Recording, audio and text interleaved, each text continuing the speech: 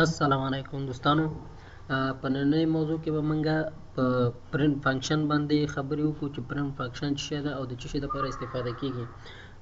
پرنټ فنکشن چې دا د مخکې نه دغه پروګرام ته پیژندل شوی ده. پرنټ فنکشن چې دا لکه څنګه چې په انګلیش کې ما دلته په دغه کې تاسو ته تعریف یې لیکلی ده، یعنې هر هغه څه چې موږ په کوډینګ کې لیکو دا موږ ته د سکرین پر مخ را شو کوي.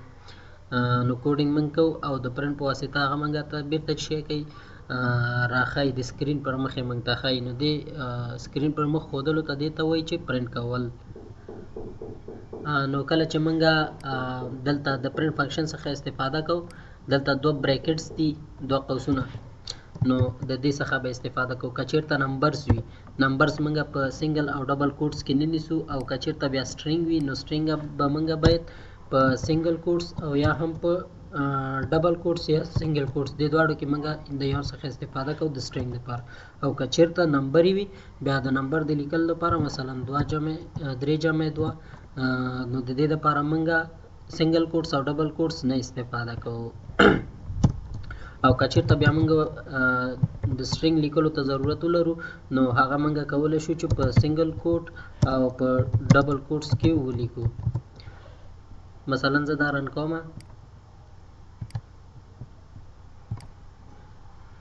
دوستانو وګورئ 3 او 2 5 ډایرکټ یې راویستل، او بل هیلو ورلډ دا یو ټیکسټ یا سټرینګ موږ پرنټ کړل دلته. نو دغه پرنټ کولو ته څه شی وایي؟ دغه پرنټ کول چې کوم موږ ته د سکرین پر مخ دا نتیجه د کوډینګ راوباسي، نو موږ د پرنټ د فنکشن څخه استفاده کوو. که چېرته موږ وغواړو چې د سنګل کوټس یو سټرینګ وي هغه موږ په سنګل کوټس کې ولیکو، نو د هغې دپاره موږ مثلا هیلو ورلډ دا ورډ غواړم چې زه په سنګل کوټس کې ولیکم. که چېرته موږ دا په سنګل کوټس کې لیکو نو بیا موږ به دا عمومي کوټس چې کوم دي دا به ډبل اخلو. که چېرته په ډبل کوټس کې لیکو بیا صرف دغه ورلډ دا به موږ په ډبل کوټس کې اخلو. مثلا زه دلته اوس دا پرنټ کوم تاسو دپاره. اول ما ټول ټیکسټ سټرینګ مې په سنګل کوټ کې اخیستی ده، او بیا د هیلو نه وروسته چې کوم ورډ راغلی ده دا مې په ډبل کوټس کې اخیستی ده. معنا دا یعنې دغه سنګل کوټس کې چې څه سټرینګ ذخیره شوی ده په دې کې هیلو ساده راځي، او دغه ورډ چې ده دا به په ډبل کوټس کې راځي.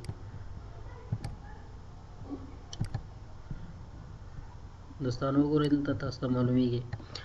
نو موږ که چېرته وغواړو چې په سنګل کوټس کې راوړو نو د هغې دپاره موږ باید چې سټرینګ باید چې په سنګل ډبل کوټس کې ونیسو، او دا کم حرف چې غواړو په سنګل کوټس کې ونیسو دا باید سنګل کوټس کې سنګل کوټس ته راچاپېر کړو، او دا باید ډبل کوټس کړو.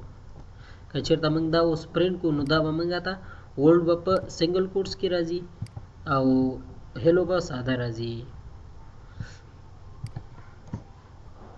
نو د دې مطلب دا شو چې موږ په سنګل کوټس کې سنګل کوټس نشو استفاده کولی، او په ډبل کوټس کې ډبل کوټس نشو استفاده کولی. که چېرته موږ سټرینګ په ډبل کوټس کې اخلو نو باید چې بیا بل ورډ که چېرته موږ هغه ذخیره کوو نو په سنګل کوټس کې به یې لیکو، او که چېرته موږ سټرینګ په سنګل کوټس کې اخلو نو بیا بل کوم ورډ چې هغه به چې موږ مشخص کوي نو هغه به موږ په ډبل کوټس کې اخلو.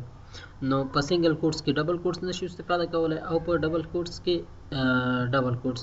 نو یوه لاره لري چې هغه به بیا انشاءالله په وروسته ویډیوګانو کې ولولو. د اوس دپاره همدومره بس ده، مننه کوم.